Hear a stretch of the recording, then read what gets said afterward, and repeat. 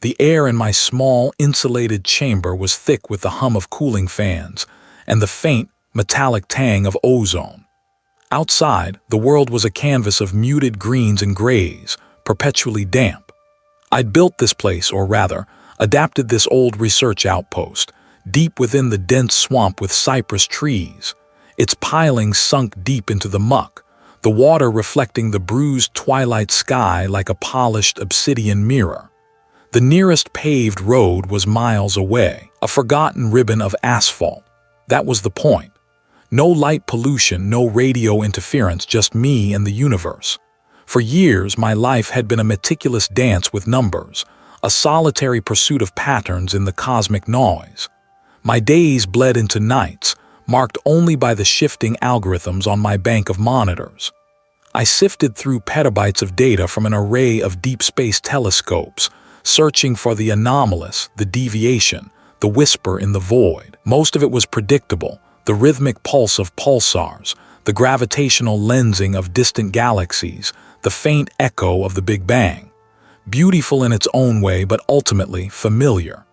Then 3 weeks ago it flickered. A single, non-repeating sequence from a sector of space I designated the great emptiness, a vast, previously unobserved void between galactic superclusters, thought to be truly barren.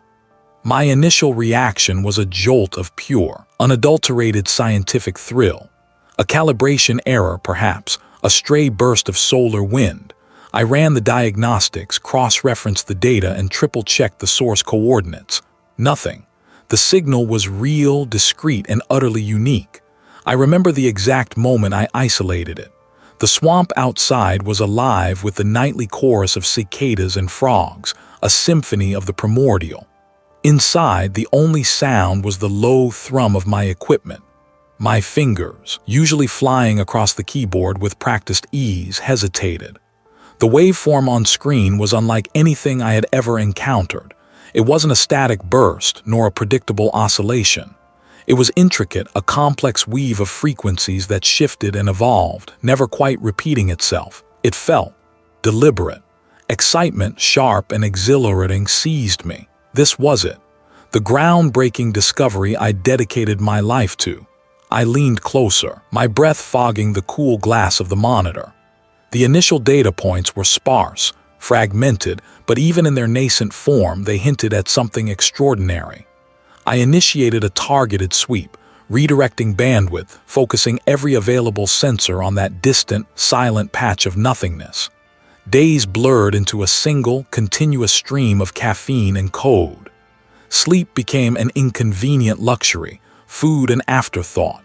The world outside my monitors, the oppressive humidity of the swamp, the buzzing insects, faded into an irrelevant background hum.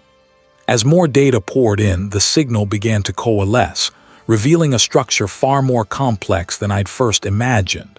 It wasn't just a series of pulses, it was an unfolding narrative.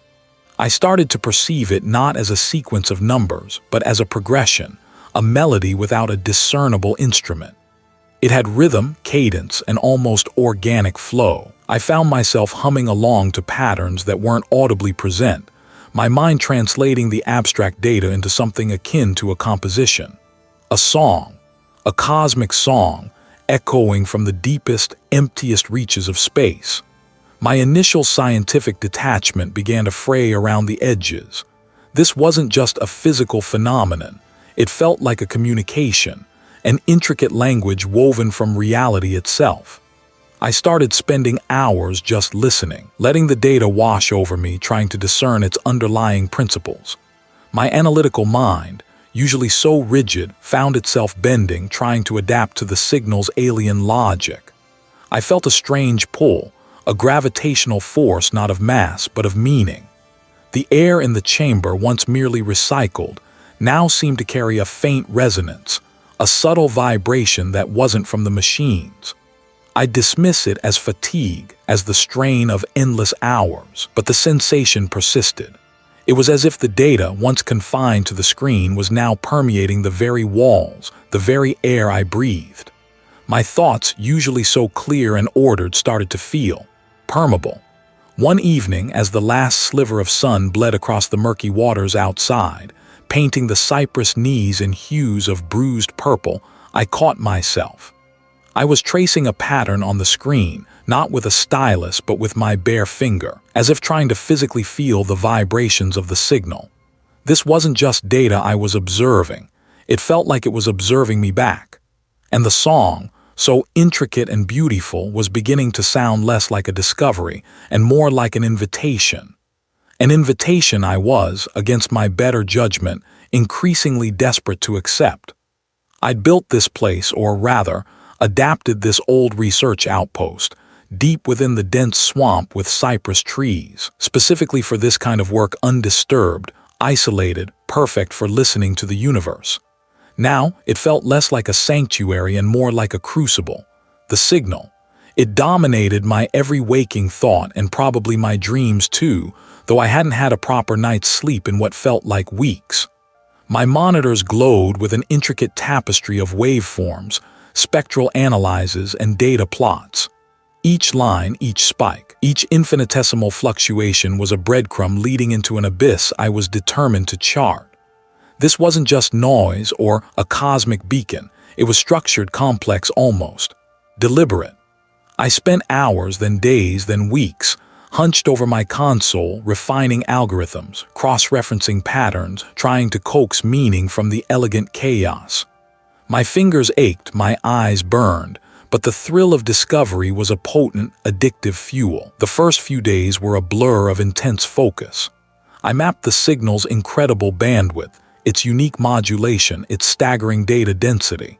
It was unlike anything I had ever encountered, defying every known astrophysical phenomenon. Then the subtle shifts began. It started with the sound. A faint, almost imperceptible whisper just at the edge of hearing, like dry leaves skittering across a distant pavement. I'd pause, lift my head from the screen, strain my ears. Nothing. Only the steady thrum of my equipment, the distant croak of a frog from the dense swamp with cypress trees. But it kept returning, a low, resonant hum that seemed to vibrate not through the air, but directly against my eardrums, or perhaps even deeper, within the very bone of my skull. It wasn't a continuous drone, more like a pulse, a slow, rhythmic intake and exhalation that echoed the complex patterns I was seeing on my screens. Then came the visual distortions, peripheral flickers, a sudden shift in the pattern of condensation on my window pane, or the way the dust motes danced in the single shaft of light that pierced through the vents. For a fraction of a second, the familiar geometry of my lab would seem to ripple, the sharp edges of the monitors blurring, only to snap back into perfect focus a moment later. I'd blink, rub my eyes, convinced it was just eye strain from staring at screens for 18 hours straight. My vision was deteriorating, I told myself. Too much coffee, not enough nutrients. My mind was playing tricks, manufacturing phenomena to match my exhaustive state. I rationalized each anomaly away. Tinnitus, or the low-frequency vibrations of the swamp filtering through the outpost's foundations. The visual glitches, optical migraines, the onset of fatigue. I even tried to explain the growing sense of disquiet, this creeping unease that settled in my gut like a cold stone, as the natural anxiety of working on a potentially paradigm-shifting discovery. It was normal to feel a bit overwhelmed. It was normal to push oneself to the brink, but the signal called to me. It wasn't just data anymore. It was a presence, an insistent growing pressure in my mind.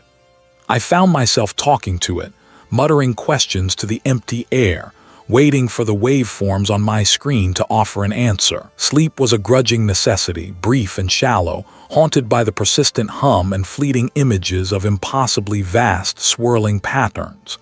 The outside world began to recede. I hadn't checked my communication logs in days. The occasional automated messages from the distant research consortium, queries about my progress, went unanswered. They wouldn't understand. They couldn't. The isolation, once a strategic choice, was now an absolute necessity. I needed to hear it, to see it, to feel it without any interference. I'd built this place, or rather, adapted this old research outpost, deep within the dense swamp with cypress trees, for absolute solitude. Now, that solitude felt less like a sanctuary and more like a cage, its bars forged from my own unraveling mind. I was hunched over the main console, my fingers sticky with old coffee, staring at the spectral analysis of the void signal. It wasn't just the patterns that were wrong. It was the way the screen itself seemed to breathe. The edges of the monitor, a solid, rectangular frame of brushed aluminum, rippled. Not a glitch, not a reflection. The metal itself seemed to warp, the corner bending inward, then outward, forming an impossible angle that defied Euclidean geometry. It was gone in a blink, leaving only the familiar, cold gleam of the metal. My breath hitched. I squeezed my eyes shut, then opened them, shaking my head. Just fatigue, stress. The swamp air was getting to me. But then the hum of the cooling fans, usually a steady drone, seemed to stretch, each cycle elongating, drawing out the sound until it was a low, guttural moan. The seconds on the digital clock above the console ticked by like hours, each numeral appearing with agonizing slowness, then suddenly flashing forward, skipping a full minute. My stomach clenched. This wasn't just my eyes playing tricks. This was deeper. The song wasn't just in my ears anymore. It was in my bones, a low, resonant vibration that thrummed beneath my ribs, a deep, unsettling bass line to the chaos in my head. My lab, once a model of organized efficiency, was a disaster. Stacks of printouts covered in frantic red ink annotations teetered precariously on every surface. Empty mugs and half-eaten, forgotten meals formed small, moldering still lifes on my worktops. Diagrams I'd scrawled in the dead of night covered the whiteboard, the walls, even the floor in some places. Interlocking symbols, impossible geometries, and lines of code that made no sense.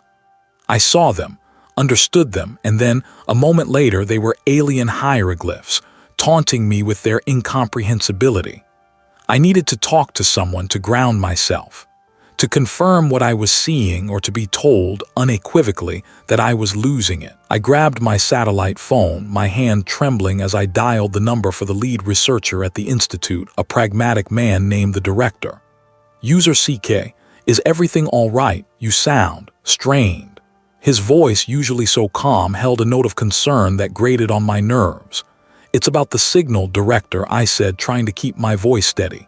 "It's evolving. It's not just data. It's affecting perception. I'm seeing things, geometries that shouldn't exist, time distortions, and the lab. It's like the walls are breathing." There was a long pause, filled only by the crackle of the satellite connection and the insistent thrumming in my chest. "User CK, I understand you've been working under immense pressure. This project, isolated out there in the dense swamp with cypress trees. It's a lot for anyone. We've all been worried about your singular focus." "Worried?" I snapped, my voice rising. "I've discovered something fundamental. This isn't stress, Director. This is real, the signal. It's a living thing. They suggest severe exhaustion, perhaps even a stress-induced psychosis. I'm recommending you take a leave of absence. We can send someone to retrieve you, get you some rest." My hand tightened around the phone. A leave of absence. They thought I was mad. They dismissed it all. "It's the signal. It's coming for all of us." He sighed. "User CK, please. We can discuss this more rationally when I read back here. Just pack my things. Someone will be there in the morning." He hung up before I could respond. The dial tone buzzed, a stark counterpoint to the deep, resonant thrumming that now filled my entire being. They thought I was breaking. But what if I wasn't breaking? What if I was simply changing? I looked around my chaotic lab, the frantic notes on the walls suddenly making perfect, terrifying sense. They weren't gibberish. They were a map, a desperate attempt to chart the impossible. Jagged, obsidian spires pierced a sky the color of bruised plums, and beneath them a sea of churning, iridescent mist stretched to an unseen horizon. It lasted only a second, a flicker in the glass, but it was enough. It was real, and it was waiting. They thought it was stress, a breakdown. They thought I was losing it. But the thrumming, that profound, unyielding vibration, was too real, too present, to be some figment of a frayed mind. It wasn't in my head. It was in the air, in the floorboards, in the very marrow of my bones. I slammed the receiver back onto its cradle, the plastic clatter a pathetic attempt to silence the buzzing. It didn't work. Nothing worked anymore. My meticulously ordered world had fractured, and the pieces were rearranging themselves into something monstrously unfamiliar. Sleep was a luxury I couldn't afford, not with the signal demanding every ounce of my attention, not with the growing certainty that I was on the cusp of understanding something truly profound or truly terrifying. My gaze fell upon the stacks of books, the printouts, the handwritten notes that littered my desk, my floor, every available surface. Astrophysics, cosmology, quantum mechanics, the bedrock of my life. But it wasn't enough. The song defied every known principle, every established theory. My traditional scientific arsenal was useless. I needed something else, something older, driven by a desperate, almost manic energy. I began to sift through the more obscure corners of my collection, and then the internet. I wasn't looking for data anymore. I was looking for echoes, for whispers of similar experiences. I devoured ancient philosophical texts, forgotten scientific hypotheses, historical accounts of inexplicable phenomena. My fingers flew across the keyboard, opening archived papers, scanning digitized manuscripts from dusty university libraries. The hum intensified, a constant companion, urging me on, or perhaps simply observing my frantic search. Days blurred into a single, endless vigil. Coffee became my lifeblood, the only thing keeping the edges of reality from fraying completely. My eyes burned, but I couldn't stop. These were vague, poetic illusions, easily dismissed as metaphor or superstition. But then I stumbled upon it. It was a digitized copy of a nearly forgotten treatise, penned by an obscure philosopher-mystic in the late 17th century. The text, translated from archaic Latin, spoke of the architect's gaze, a concept describing an all-seeing, formless intelligence that wove reality itself, not through direct intervention, but through subtle, resonant frequencies. The philosopher described how, occasionally, a disharmony would arise, a stray note from the architect's grand symphony, and those sensitive enough to perceive it would find their perceptions warped, their sanity unraveling as the veil between their world and the architect's true form thinned. The hair on my arms prickled. It wasn't just a metaphor. It described exactly what I was experiencing. The song wasn't just data, wasn't just a random anomaly. It was a deliberate transmission, a stray note, or perhaps an invitation. My breath caught in my throat. The entity, the source of the song, wasn't some indifferent cosmic force. It was conscious. It was observing. It had been watching me. I wasn't just an observer, I was the observed.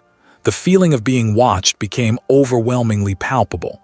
It wasn't just a sensation, it was a physical pressure, a weight on my chest, a prickling on the back of my neck.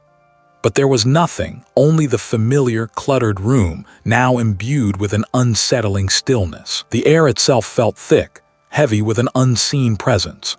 Every creak of the floorboards, every gust of wind against the window pane sounded like a deliberate motion, a subtle shift in the entity's focus.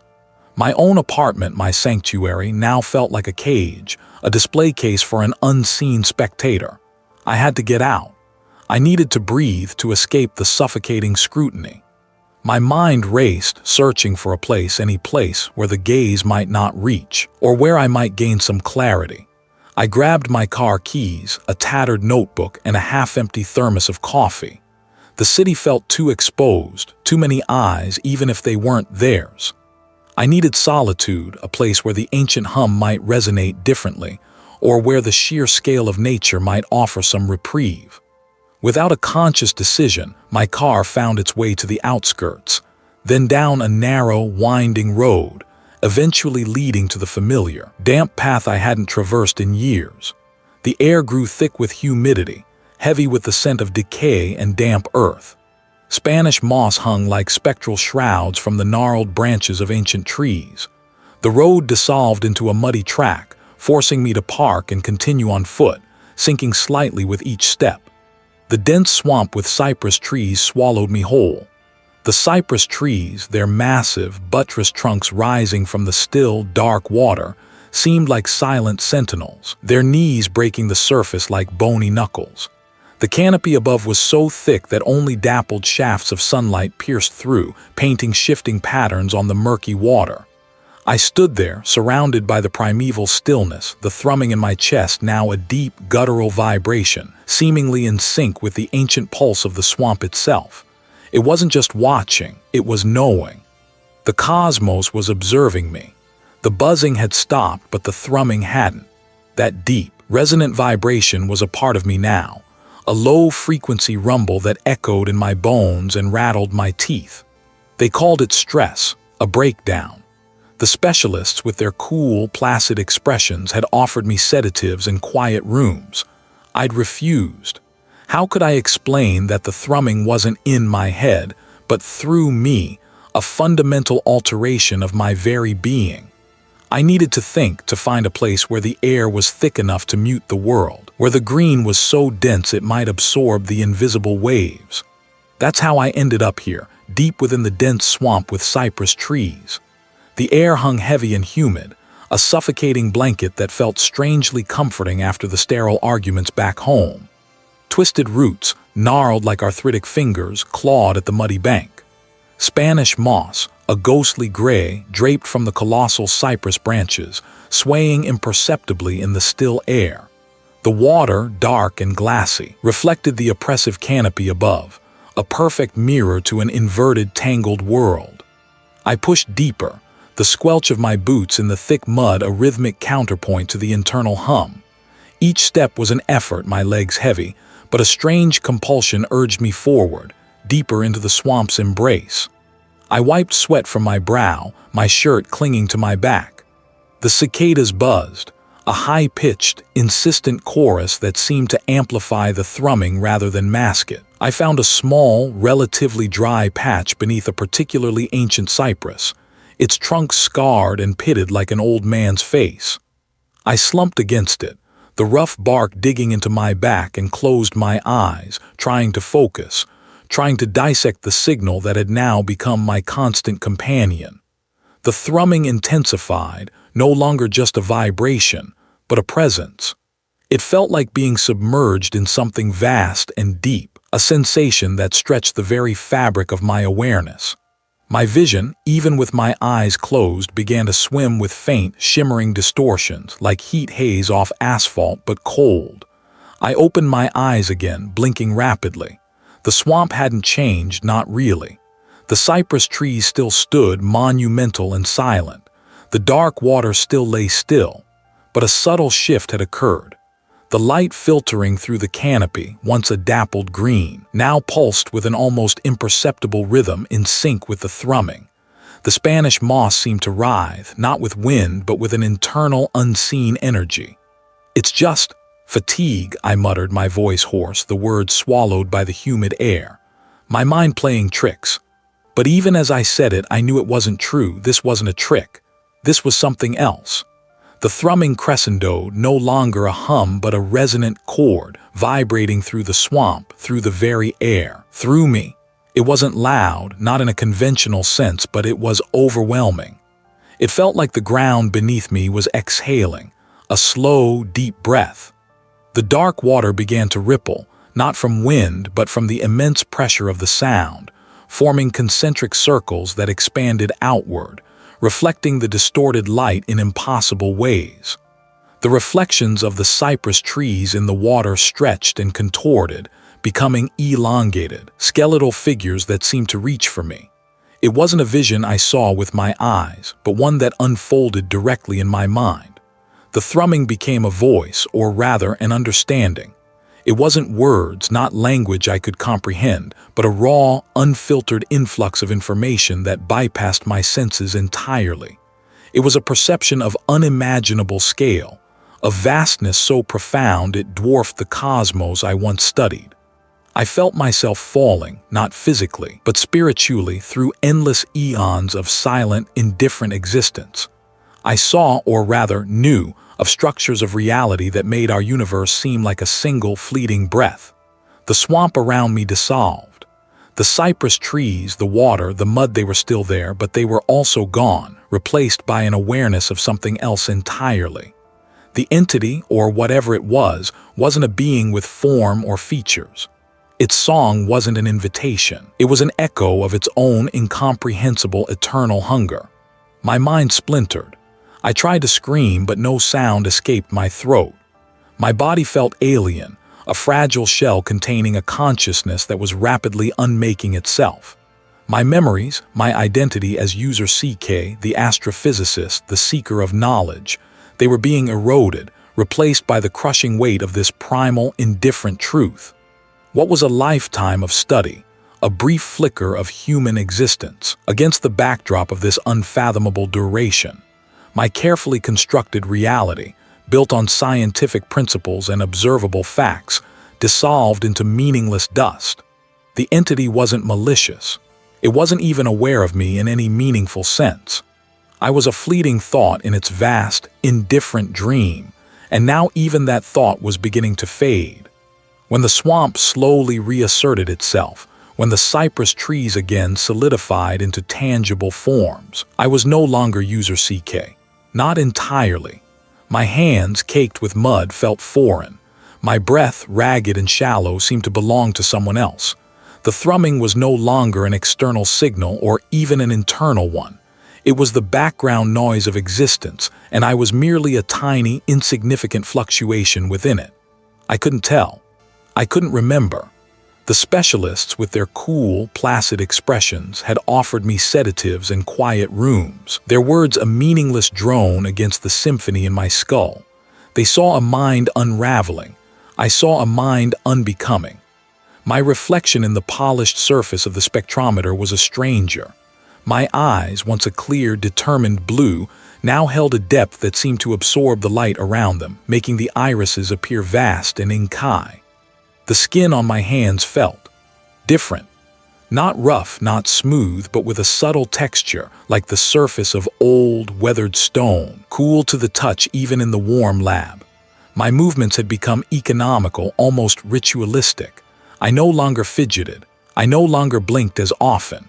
There was a stillness to me, a quiet hum that was more than just the internal vibration. The lab itself was changing. The precise angles of the equipment, the predictable shadows cast by the overhead lights, all seemed to waver at the periphery of my vision.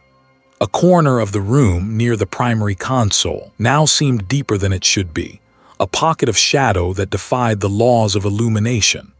Sometimes I'd catch a glimpse of patterns on the walls, intricate and shifting like the fractal geometry of a dream, but they would vanish the moment I tried to focus. The air, once sterile, now carried a faint, metallic tang, like ozone and something ancient, something that had never known sunlight. I found myself speaking less, and when I did, the words felt clumsy, inadequate. My thoughts were no longer linear, no longer bound by the rigid logic of human language. They were vast, interconnected webs of resonance and meaning, like the song itself. Sometimes, a phrase would escape my lips, not in English, but in a series of guttural clicks and elongated vowels that felt profoundly right, profoundly true, even if I couldn't translate them into any human tongue. The colleague who sometimes checked on me, bringing lukewarm coffee, would just stare, a flicker of fear in their eyes before retreating with a mumbled excuse. I didn't mind. Their fear was a distant, irrelevant thing. The song had begun to draw me, not just in my mind but physically. A pull, a deep, magnetic yearning towards a specific direction. It led me away from the ordered grid of the city, past the manicured lawns and the familiar hum of civilization, into the wild, untamed edges of the world. It led me to the dense swamp with cypress trees. The air here was thick with the scent of decay and rich, damp earth. Spanish moss draped from their branches, swaying with an imperceptible breath, like the hanging beards of forgotten gods. The water itself was an opaque mirror, reflecting the bruised purple sky and the skeletal branches above. Here, the thrumming intensified. It was no longer just in my bones.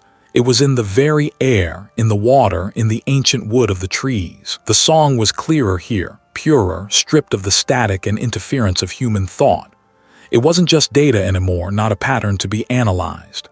It was a language, a consciousness, a vast, indifferent will. I waded deeper, the water rising to my knees, then my waist. My eyes, those newly deepened wells, saw beyond the surface of the swamp. I saw the interconnectedness of things, the slow, relentless cycle of life and decay, the intricate dance of organisms, all bound by an unseen current. And then through the song, through the very fabric of the swamp, I understood. The entity wasn't trying to communicate in a human sense. It wasn't sending a message of warning or invitation. It was simply being, and its being was a process of assimilation, a slow, inevitable reordering of existence. It wasn't about conquest, not about destruction. It was about integration.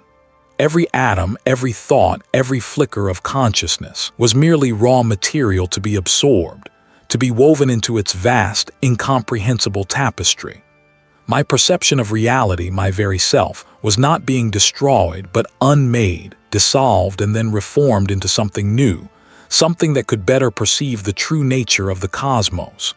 The horror wasn't in the entity's malice, but in its utter indifference. We, humanity, our struggles, our triumphs, our entire history, were less than dust motes in its grand design. We were merely a collection of resonant frequencies, waiting to be harmonized. And I, user CK, once a seeker of knowledge, was now becoming a conduit, a vessel for this ultimate terrifying truth. My humanity was a fading echo, replaced by an understanding that was both absolute and profoundly alienating. I was no longer user CK. I was a note in the song, a newly tuned instrument, ready to resonate with the coming chorus. The water lapped at my chest, and I felt the ancient pull, not to drown but to merge. The thrumming was a part of me now, deeper than bone, a bass note resonating through the waterlogged ground beneath my feet. The specialists, with their soft voices and softer smiles, had called it stress, a breakdown. They'd offered me sedatives, quiet rooms. I'd offered them nothing but a vacant stare, and then, one night, the back of my heels. The dense swamp with cypress trees had called to me, a place where the air hung thick and heavy, a mirror to the suffocating pressure in my skull. No clean lines here, no sterile white walls, just the ancient convoluted tangle of roots and water. My jeans were soaked, clinging to my legs with the clammy grip of the swamp. Mud sucked at my worn boots with every step, a sound like wet kisses. The air was a humid blanket, tasting of decay and rich, dark earth. Above, the cypress trees, draped in Spanish moss, formed a cathedral ceiling, filtering the moonlight into ghostly streaks. It was a perfect place to disappear, a perfect place to try and find myself again, or more accurately, to try and rip out the thing that had taken root. I clutched the small, modified receiver in my hand, its casing now scarred and grimy. It was nothing more than a custom-built, highly sensitive audio capture device, designed to pick up the faintest whispers from the cosmos. It was broadcasting, or I thought it was. In my moments of fleeting clarity, I believed it was the conduit, the physical anchor for the song that had wormed its way into my brain.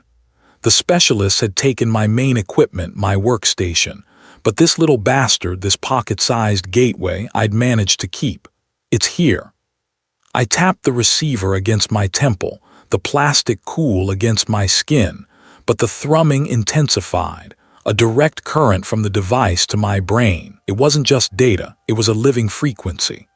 A fragment of the old user CK, the one who believed in logic and measurable phenomena, screamed in a distant corner of my mind. It was a desperate, raw sound like a trapped animal.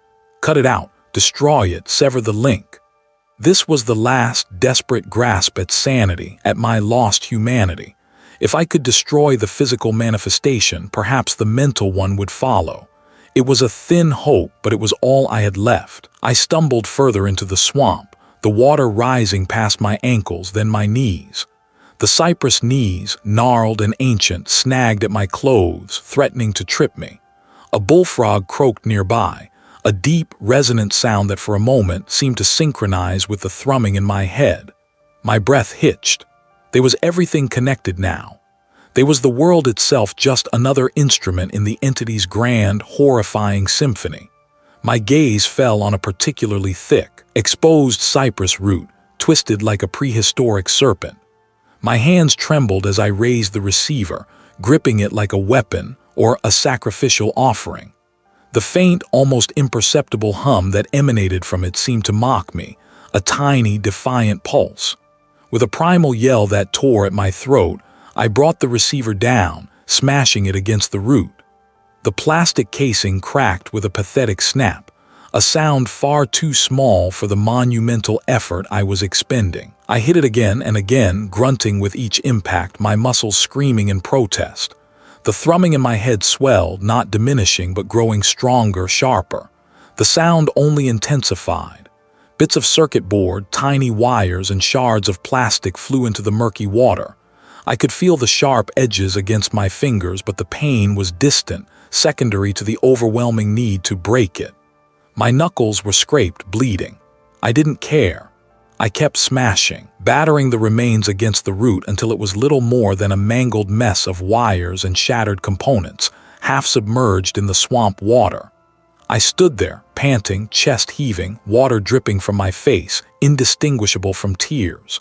The receiver was utterly destroyed, a pathetic heap of refuse. It never came. The thrumming wasn't coming from the receiver anymore. It was coming from within. The song had merely used the device as an entry point, a subtle invitation. Now, it had taken up residence. It vibrated in my teeth, buzzed behind my eyes, resonated in the very marrow of my bones. Destroying the receiver was like trying to stop a hurricane by smashing a single leaf. My attempt, my desperate measure, had achieved nothing but to sever the last, tenuous link to what I thought was external. It had merely confirmed the horrifying truth. The entity wasn't just influencing me. It was me. The boundaries between user CK and the song had dissolved, a final, irreversible merging.